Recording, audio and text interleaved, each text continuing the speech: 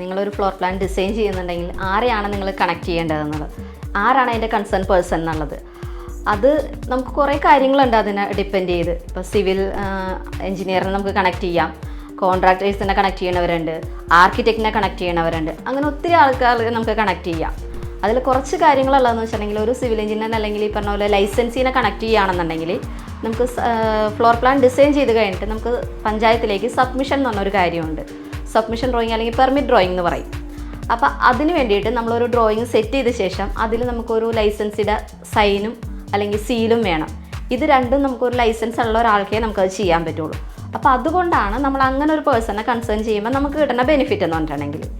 പിന്നെ നമുക്ക് ഒരു ഫ്ലോർ പ്ലാൻ ഡിസൈൻ ചെയ്യുന്നതിൻ്റെ കൂടെ തന്നെ ഫർണിച്ചർ ലേഔട്ട്, ഇൻറ്റീരിയർ ലേഔട്ട്, അങ്ങനെയുള്ള കാര്യങ്ങളും കൂടി നമ്മൾ അതിൻ്റെ കൂടെ ചെയ്തു പോവുകയാണെന്നുണ്ടെങ്കിൽ നമുക്ക് കിട്ടുന്ന ഗുണങ്ങൾ എന്ന് പറഞ്ഞിട്ടുണ്ടെങ്കിൽ ഒത്തിരി കാര്യങ്ങൾ നമുക്ക് കോസ്റ്റ് എഫക്റ്റീവായിട്ട് ചെയ്യാൻ പറ്റും.